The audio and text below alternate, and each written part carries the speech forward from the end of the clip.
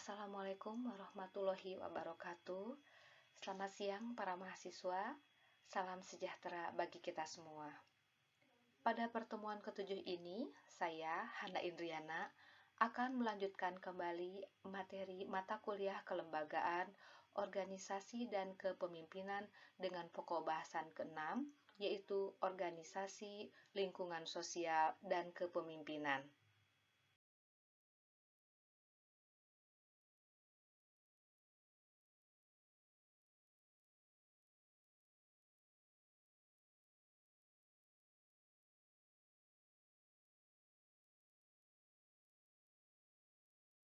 Pada pokok bahasan ke-6 ini akan disampaikan 7 subpokok bahasan yang akan kita awali dengan pengantar, kemudian perkembangan organisasi, kepemimpinan dan kelembagaan yang direncanakan, kepemimpinan dan pengembangan organisasi, antara pemimpin dan manajer, ciri pemimpin yang dibutuhkan, dan penutup.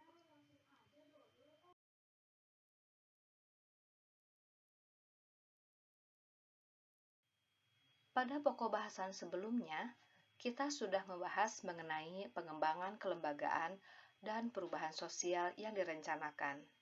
Kita sudah mendiskusikan mengenai beberapa hal yang dapat dilakukan untuk mewujudkan pengembangan kelembagaan atau tata kelola komunitas membangun, yaitu menentukan ekonomi komunitas, restrukturisasi supply chain dan value chain, penguatan kapasitas kolaborasi membangun komunitas, inovasi kelembagaan, mendaya gunakan teknologi komunikasi era digital, serta memerlukan agen perubahan. Kita memerlukan para agen perubahan tersebut sebagai simpul kekuatan sosial yang disebut sebagai community government support. Untuk mewujudkan ekonomi berkelanjutan, maka pengembangan kelembagaan atau tata kelola komunitas membangun dapat dilakukan dengan melakukan penguatan kapasitas kolaborasi berbasis komunitas. Ini dapat dilakukan dari berbagai aras atau level, mulai dari aras komunitas atau desa, aras antar desa, dan aras kerjasama multipihak. Pada aras desa, kolaborasi dilakukan oleh individu yang ada dalam komunitas tersebut, maka kapasitas individu harus ditingkatkan atau diperbaiki. Misalkan untuk produksi padi organik, maka di antara anggota komunitas ini dilakukan peningkatan kapasitas kolaborasi dengan menemukan dan menentukan siapa orang yang mampu menjadi pembudidaya, siapa yang mampu menyediakan pupuk kandang, siapa yang menjadi penjual, dan siapa yang menyediakan sarana transportasi. Lalu pada level di atasnya, yaitu antar desa, kita akan memerlukan pendampingan petani, peternak, atau nelayan. Bila pada aras komunitas, pendampingan dilakukan kepada para individu untuk peningkatan kapasitas individu dalam berkolaborasi, maka pada aras desa, peningkatan kapasitas kolaborasi diberikan kepada kelompok-kelompok produksi. Pendampingan bagi kelompok-kelompok produksi tersebut sangat penting dalam rangka membangun kelembagaan usaha yang menguatkan sistem produksi. Pada aras kerjasama multipihak, penguatan kapasitas kolaborasi melibatkan masyarakat atau komunitas, pemerintah, perguruan tinggi, dan swasta, serta memerlukan proses pendampingan agar proses kolaborasi yang dibangun dapat mencapai tujuan semua pihak yang terlibat. Pada pembahasan kolaborasi tersebut, kita dapat melihat terjadinya perbesaran dan perluasan ruang lingkup kerjasama yang terbentuk seiring dengan semakin kompleksnya kebutuhan masyarakat dan semakin banyaknya pihak-pihak yang memiliki kepentingan dalam kolaborasi yang dibangun. Lebih lanjut, kita dapat melihat bahwa lingkungan sosial seperti adanya struktur sosial di masyarakat, proses-proses peningkatan kapasitas individu, proses pendampingan kelompok, dan bentuk-bentuk kerjasama pada berbagai aras atau level, baik pada aras komunitas atau desa, aras antar desa, hingga aras multipihak, mendorong berkembangnya organisasi. Organisasi adalah unit sosial atau pengelompokan manusia yang sengaja dibentuk dan dibentuk kembali dengan penuh pertimbangan dalam rangka mencapai tujuan tertentu. Pada pembentukan organisasi tersebut merupakan pengembangan kelembagaan di mana para pihak yang berkepentingan baik masyarakat, pemerintah, perguruan tinggi, dan perusahaan masing-masing memiliki tujuan yang ingin dicapai melalui kolaborasi tersebut serta merancang berbagai pengaturan berdasarkan tata kerja operasional dan beragam proses pengendalian yang diperlukan untuk mencapai tujuan para pihak. Jadi, pengelolaan kolaborasi itu merupakan akibat dari perkembangan organisasi yang dipengaruhi oleh lingkungan sosialnya. Kemajuan organisasi lebih lanjut bergantung pada individu-individu yang berhimpun dalam mengejar tujuan. Oleh karena itu, kapasitas dan karakter individu, baik dari sisi keterampilan, kemahiran, status keanggotaan, kesetiaan pada tujuan, serta kapasitas kolaborasi, sangat diperlukan sebagai sumber daya mencapai tujuan organisasi. Salah satu kapasitas individu yang juga diperlukan dalam pengembangan organisasi adalah kepemimpinan, sebagai kemampuan individu untuk mempengaruhi orang lain agar bersedia dan berusaha untuk mencapai tujuan bersama. Jadi, dalam hal ini menekankan pentingnya hubungan antara organisasi dengan lingkungan sosial dan kepemimpinan.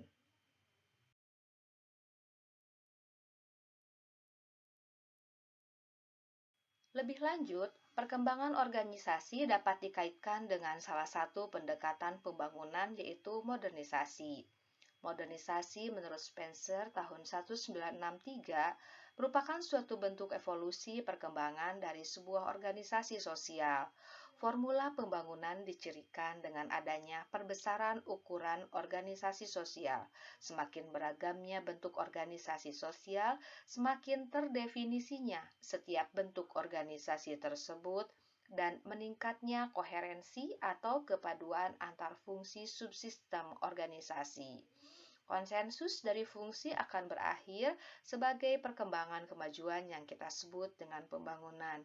Modernisasi tersebut dapat diukur dari variabel peningkatan ukuran dan struktur, perubahan fungsi elemen organisasi, dan tingkat diferensiasi sosial. Selain itu, modernisasi juga dicirikan oleh kapitalisasi yang membuat organisasi diperlukan sebagai unit sosial. Hal ini dikarenakan kapitalisasi atau proses-proses akumulasi modal mendorong peningkatan ukuran dan struktur serta elemen organisasi. Asumsi dasarnya adalah bahwa sebuah masyarakat sama dengan suatu organisme atau makhluk hidup. Pertumbuhan atau perkembangannya didefinisikan sebagai peningkatan agregat sosial dan organik secara bersama-sama yang disebut dengan evolusi. Dalam masyarakat, pertumbuhan dan perkembangan tersebut diindikasikan dengan perubahan struktur yang terjadi seiring dengan perubahan fungsi, seperti misalnya perubahan fungsi yang terlihat secara langsung dengan terbentuknya kelompok-kelompok sosial, petani, peternak, nelayan, penyedia sarana produksi, pasar, yang lebih lanjut mendorong terbangunnya tata kelola sistem produksi pada aras antar desa. Perkembangan organisasi tersebut meningkatkan himpunan individu, dan semakin banyak individu yang berhimpun memiliki pribadi organisasi, maka semakin cepat organisasi itu menjadi efisien dan efektif. Pribadi organisasi dicirikan dua hal. Pertama, mampu bergerak lincah antar unit sosial, baik keluarga, komunitas, maupun organisasi. Yang kedua, luas menghadapi kegagalan dan tidak cepat puas. Saya sebagai dosen dan Anda, para mahasiswa misalnya, sebagai akademisi, sebagai pribadi organisasi dari organisasi yang dinamakan perguruan tinggi, merupakan salah satu kelompok sosial di masyarakat yang menjadi salah satu pihak yang terlibat dalam pembangunan. kita diharapkan menjadi pribadi organisasi yang lincah dan luas. Seperti misal seorang dosen bagaimana berperan dalam menyampaikan gagasan sesuai dengan bidang keilmuannya untuk berkontribusi dalam pembangunan melalui keterlibatan dalam kerja tim risetnya dan publikasi dari hasil riset tersebut. Kemudian bagaimana dosen tersebut mengembangkan keilmuannya dengan melaksanakan kegiatan pengabdian di masyarakat dengan meningkatkan kapasitas masyarakat, mengorganisasikan masyarakat, dan mendampingi serta memfasilitasi masyarakat membangun jejaring dengan perusahaan dan pihak pemerintah. Demikian pula dengan Anda sebagai mahasiswa. Bagaimana Anda meningkatkan kapasitas diri Anda melalui peran Anda di himpunan mahasiswa, di DPM, di BEM, hingga membangun jejaring kolaborasi dengan organisasi mahasiswa di perguruan tinggi lain untuk berkolaborasi dalam suatu kegiatan bersama, atau terlibat dalam organisasi pemuda yang bergerak di bidang lingkungan dan membangun kelembagaan bank sampah misalnya yang dikelola bersama pemerintah desa. Contoh lain di bidang pertanian, pribadi organisasi yang lincah dan luas tampak dengan adanya para ketua kelompok petani organik di Tasikmalaya yang secara bertahap-tahap sejak tahun 2005 menerapkan budidaya padi dengan sistem pertanian organik. Mereka rajin terlibat dalam kegiatan pelatihan seperti pelatihan pembuatan pupuk kompos, mengikuti sekolah lapang pengendalian hama terpadu, pelatihan pembibitan padi, dan terlibat dalam program-program yang diselenggarakan oleh Dinas Pertanian Kabupaten Tasikmalaya. Para petani organik tersebut bergabung dalam kelompok-kelompok tani padi organik dan pada tahun 2006 kelompok-kelompok tersebut bergabung dalam gabungan kelompok tani padi organik Tasikmalaya atau Gapoktan Simpatik. Gapoktan Simpatik tersebut bekerja sama dengan PT BA untuk membantu memasarkan beras organik dari kelompok-kelompok tani padi organik Tasikmalaya tersebut ke luar negeri. Ketua kelompok tani padi organik tersebut pernah mengalami penurunan produksi ketika awal-awal penerapan budaya padi organik. Namun para ketua kelompok tersebut tidak turun semangat dan terus berbudidaya padi organik serta mengajak para anggota kelompoknya untuk terus berbudidaya padi organik. Selain itu, dengan adanya jejaring kemitraan yang dijembatani oleh Gapoktan Simpatik dan PT BA dapat memberikan jaminan pasar di mana semua hasil panen padi organik akan dibeli oleh PT BA melalui Gapoktan Simpatik sehingga para petani padi organik tetap memperoleh jaminan pendapatan.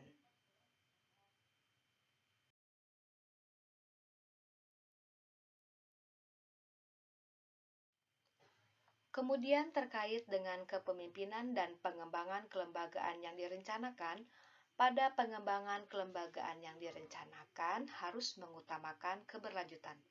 Sebagaimana disampaikan pada perkuliahan sebelumnya, pengembangan kelembagaan yang direncanakan melibatkan proses perancangan perubahan yang berkelanjutan. Perubahan berkelanjutan mensyaratkan sekurangnya 3 hal, yaitu pengamanan ekonomi, kekuatan sosial, dan integrasi ekologis. Pengamanan ekonomi atau compatible with nature berarti bahwa pembangunan itu harus diselaraskan dengan alam. Dalam hal ini, bahwa kegiatan pembangunan ini harus dilakukan dengan menjaga atau memperkaya atau memperbaiki kuantitas sumber daya alam dalam hal praktek-praktek manajemen, kebijakan, teknologi, efisiensi, dan gaya hidup. Jadi, perubahan-perubahan ini harus mendukung pembangunan yang berkelanjutan.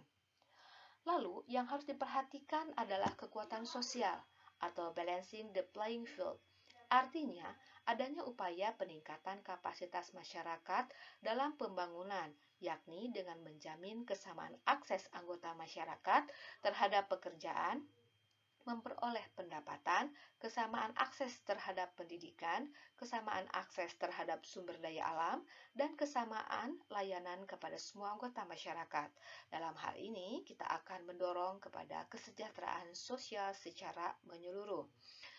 Hal ketiga yang perlu diperhatikan adalah upaya mengupayakan adanya integrasi ekologis atau istilahnya adalah ecosystem capacity. Di sini kita harus melakukan pengawasan dengan memahami proses sistem alami dari bentang alam dan daerah tangkapan air untuk membantu perancangan strategi pembangunan ekonomi yang mampu mempertahankan sistem alam tersebut.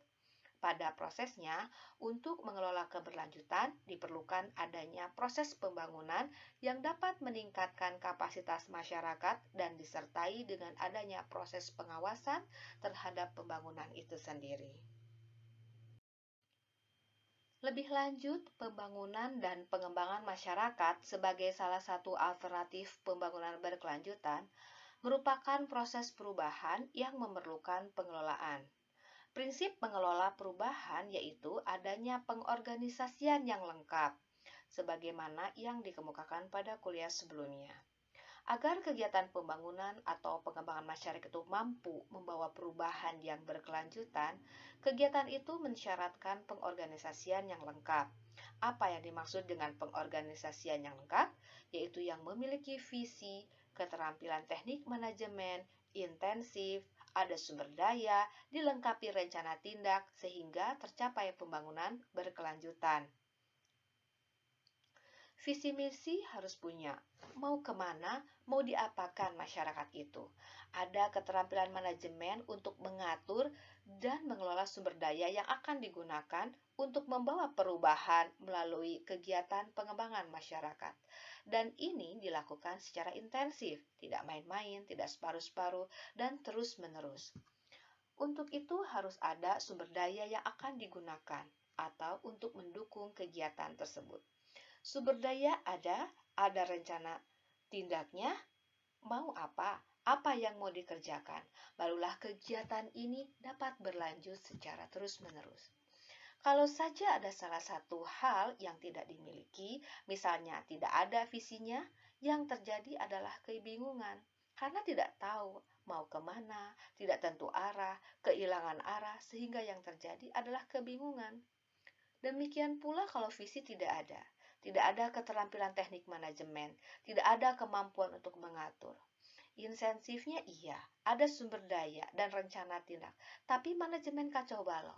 Peluang kegagalan menjadi tinggi. Yang terjadi adalah keresahan di antara anggota masyarakat. Kalau dilakukan setengah-setengah, tidak intensif, misinya ada, keterampilan ada, sumber daya ada, rencana tindak ada.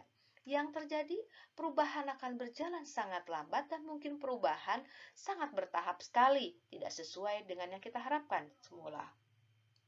Demikian pula kalau sumber daya tidak ada, visi ada, keterampilan punya, insentif juga, rencana tindak ada, tetapi uangnya tidak ada, orangnya tidak ada, sumber daya tidak ada. Hanya di angan-angan, yang terjadi adalah frustasi. Demikian pula apabila rencana tindak tidak ada, visi ada, keterampilan punya, dilakukan secara intensif juga, sumber daya ada, tapi rencana tindak tidak ada. Yang terjadi adalah langkah palsu, yaitu suatu tindakan yang tidak didasari oleh pertimbangan yang matang yang bisa membahayakan kegiatan pengembangan masyarakat yang sedang dilakukan dan bisa berujung pada kegagalan. Ini kenapa menjadi penting bahwa prinsip pengelola perubahan itu, baik dalam konteks pembangunan maupun dalam pengembangan masyarakat, harus memiliki pengorganisasian yang lengkap. Organisasi merupakan unit sosial atau pengelompokan manusia yang sengaja dibentuk kembali dengan penuh pertimbangan dalam rangka mencapai tujuan tertentu. Organisasi berfungsi untuk memberi arah melakukan kegiatan untuk mewujudkan sesuatu yang dikejar pada masa yang akan datang. Sebagaimana yang telah dikemukakan, pengorganisasian yang lengkap dalam suatu organisasi didukung dengan adanya visi, keterampilan teknik manajemen, dilaksanakan secara intensif, tersedianya sumber daya, dilengkapi rencana tindak, sehingga tercapai perubahan berkelanjutan. Apabila pengorganisasian tersebut tidak lengkap, maka akan terjadi kebingungan, keresahan, perubahan yang bertahap, frustasi, dan langkah palsu yang menghambat bahkan menggagalkan pengorganisasian dan perubahan tersebut. Selain itu, terdapat beberapa jebakan dalam memajukan organisasi. serta menciptakan perubahan. Jebakan memajukan organisasi salah satunya adalah solving wrong problem, di mana organisasi memecahkan masalah yang salah, membuat kerangka yang lemah dalam memetakan masalah sehingga salah dalam mengidentifikasi dan menyelesaikannya. Jebakan dalam memajukan organisasi selanjutnya adalah overconfidence, di mana organisasi terlalu percaya diri sehingga gagal mengumpulkan info penting yang diperlukan untuk mengembangkan organisasi. Selain itu, jebakan dalam memajukan organisasi adalah organisasi yang melakukan winging it, yaitu melakukan suatu hal atau kegiatan secara tiba-tiba tanpa rencana sehingga kurang mempertimbangkan banyak hal. Kemudian jebakan dalam memajukan organisasi lainnya adalah simplistic rules of thumb, di mana organisasi menyusun aturan yang sangat sederhana sehingga relevansinya dipertanyakan karena kurang sesuai dengan tujuan yang sudah dirancang. Selain itu, jebakan dalam memajukan organisasi juga adanya group failures atau kegagalan kelompok, di mana kelompok memiliki pola pikir yang berbeda terhadap tujuan dan proses pengembangan organisasi.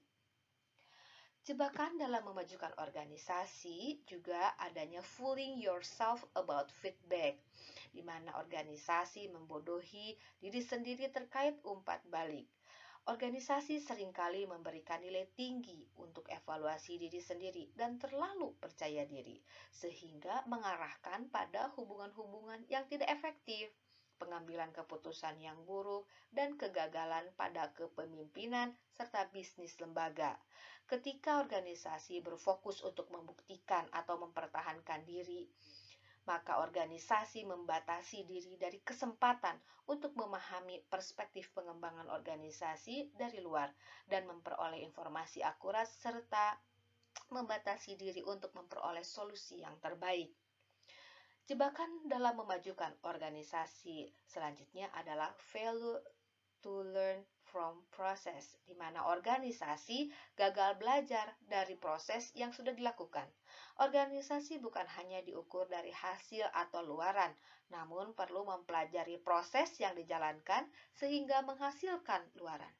Organisasi harus melakukan analisis pembelajaran pada proses untuk menghasilkan luaran yang lebih baik lagi.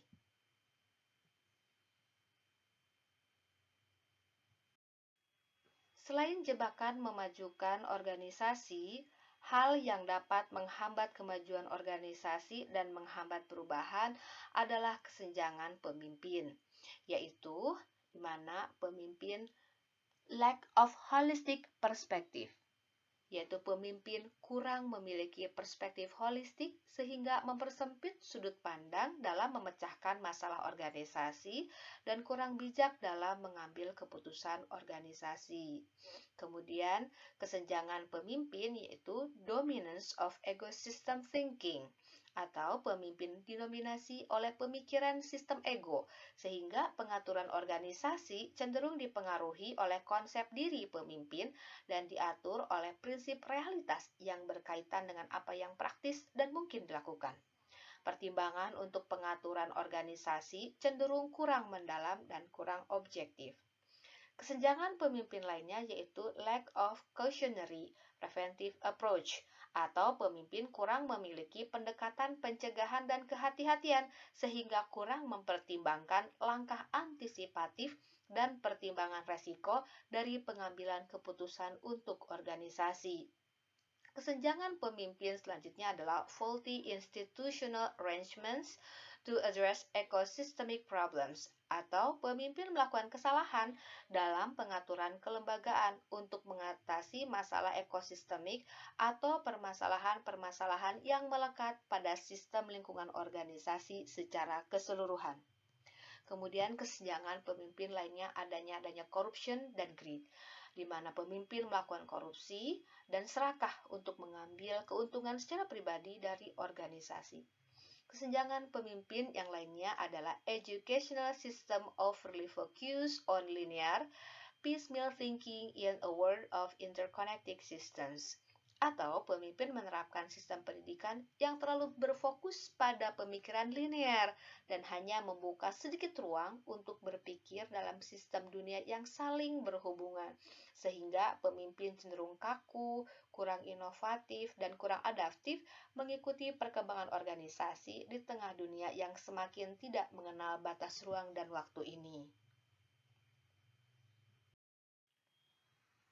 Pengembangan organisasi dan bentuk-bentuk perubahan di dalamnya seringkali dihadapkan pada jebakan untuk memajukan organisasi dan menghadapi kesenjangan pemimpin.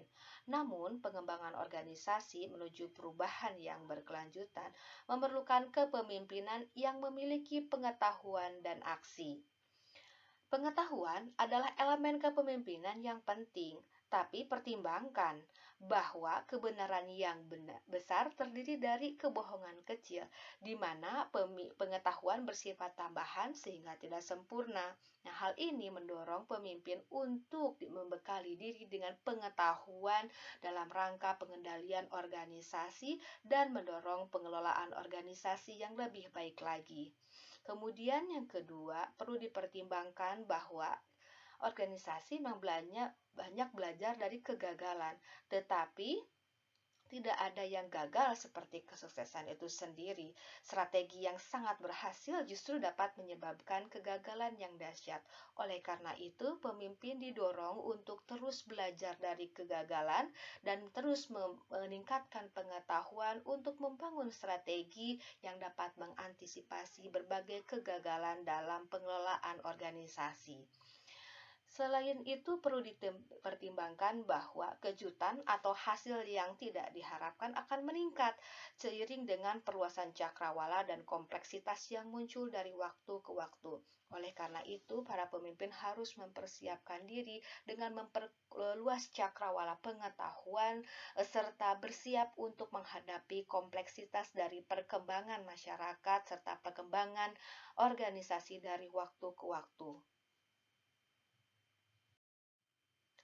Lantas, kepemimpinan seperti apa yang diperlukan untuk pengembangan organisasi? Kepemimpinan yang diperlukan untuk pengembangan organisasi adalah kepemimpinan yang memandang leadership is a process, not a concept or goal. Jadi, kepemimpinan itu merupakan sebuah proses, bukan sebuah konsep atau tujuan. Kemudian, kepemimpinan itu terbuka dan evolusioner atau selalu mengarahkan pada kemajuan organisasi. Kemudian kepemimpinan yang diperlukan untuk pengembangan organisasi adalah kepemimpinan yang di dalamnya membuka ruang untuk proses pembelajaran dan keterlibatan para anggotanya, serta kepemimpinan yang memberikan keyakinan bahwa setiap orang memiliki kapasitas laten di dalam dirinya, serta kepemimpinan yang diperlukan untuk pengembangan organisasi itu adalah kepemimpinan yang memiliki asumsi operatif atau tata pelaksanaannya adalah memberikan layanan untuk peningkatan kualitas organisasi. Dalam pengembangan organisasi, kita sering mendengar istilah pemimpin dan manajer. Manajer melakukan hal-hal dengan benar, sedangkan pemimpin melakukan hal yang benar. Manajer adalah seseorang yang memiliki tanggung jawab untuk melakukan dengan benar fungsi-fungsi perencanaan, pengorganisasian, pengarahan, dan pengawasan terhadap aktivitas organisasi. Sedangkan pemimpin bertanggung jawab untuk mengambil keputusan sebagai hal yang benar dan tepat untuk diambil dan dijalankan oleh organisasi.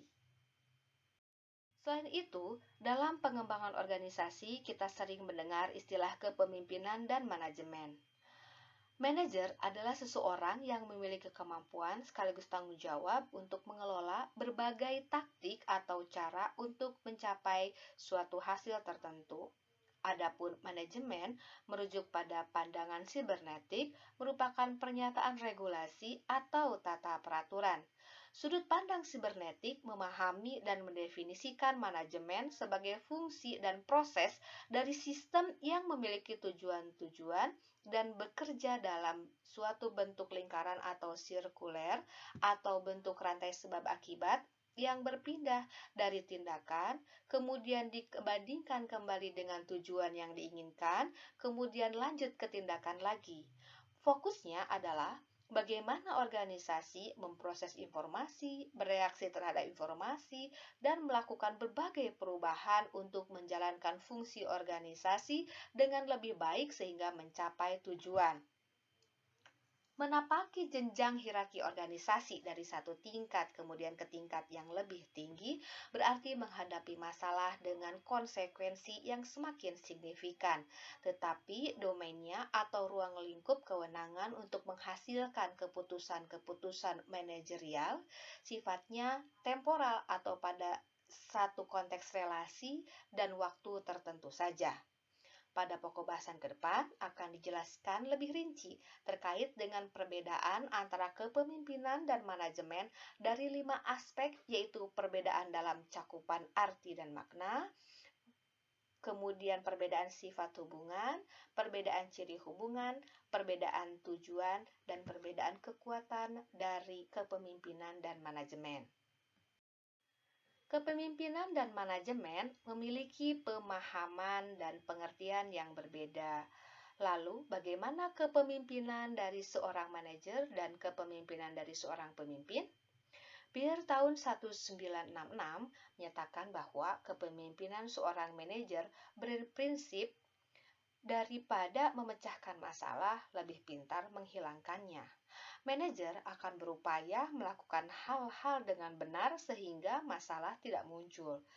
Masalah dapat dihindari atau diantisipasi dengan hal-hal yang benar tersebut. Manajer akan menghindari munculnya masalah dengan merancang pemikiran strategis. Keterkaitan antara manajemen dan kepemimpinan adalah bahwa keputusan-keputusan taktis yang dirancang itulah yang membangun masa depan. Sehingga seorang manajer itu berkembang menjadi seorang pemimpin pada saat memiliki perspektif yang semakin luas ketika mempertimbangkan berbagai pemecahan masalah, berorientasi pada hasil, dan meningkatnya kewenangan pada satu konteks relasi dan pada waktu tertentu, atau meningkatnya domain temporal tadi. Seiring dengan berkembangnya seorang manajer menjadi seorang pemimpin, maka baik manajer maupun pemimpin memiliki ciri-ciri umum sebagai pemimpin yang dibutuhkan, yaitu right views. Pemimpin yang memiliki pandangan yang benar, melihat dan mendudukan berbagai hal dan juga melihat dan mendudukan masalah dengan jelas.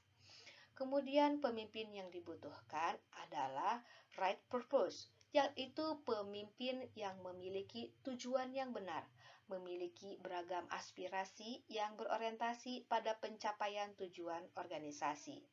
Kemudian right speech, di mana pemimpin yang dibutuhkan adalah pemimpin yang berbicara dengan benar sesuai dengan fakta dan menghindari kebohongan. Kemudian right conduct, yaitu pemimpin yang dibutuhkan adalah pemimpin yang berperilaku dan bertindak dengan benar sesuai dengan tata aturan organisasi yang disusun. Kemudian right livelihood, di mana pemimpin yang dibutuhkan adalah pemimpin yang dapat menjalani kehidupan dengan benar, termasuk menjalani proses bekerja, mencari nafkah, dan bermata pencaharian dengan benar. Kemudian right efforts, di mana pemimpin yang diharapkan adalah pemimpin yang melakukan upaya dengan benar sehingga upaya-upaya yang dilakukan berjalan dengan banyak kemudahan. Kemudian right awareness, di mana pemimpin yang dibutuhkan adalah pemimpin yang memiliki kesadaran yang benar, di mana pemimpin tersebut diharapkan dapat selalu berpikir dengan benar.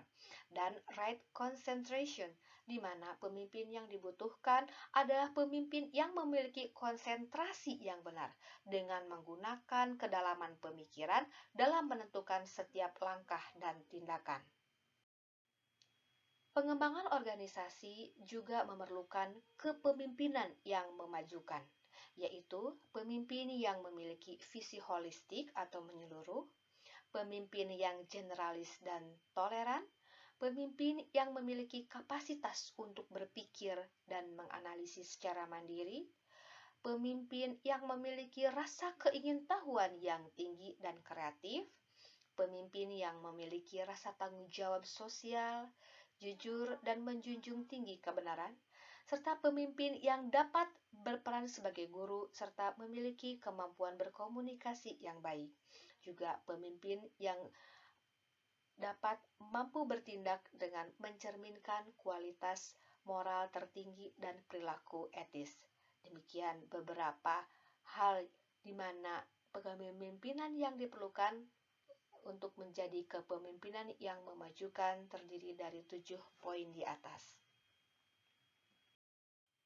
Baik para mahasiswa sekalian, pada hari ini sudah disampaikan pembahasan mengenai keterkaitan antara kelembagaan organisasi dan kepemimpinan, kemudian pembahasan mengenai kelembagaan organisasi dan pengembangan kepemimpinan, manajer dan pemimpin yang diperlukan dalam pengembangan masyarakat. Pokok bahasan selanjutnya adalah teori-teori kepemimpinan yang akan dibahas untuk 7 minggu mendatang dan menjadi bahan ujian akhir semester. Demikian pokok bahasan ke-6 dari pertemuan ke-7 pada hari ini. Terima kasih atas perhatian Anda semua. Wassalamualaikum warahmatullahi wabarakatuh. Selamat siang.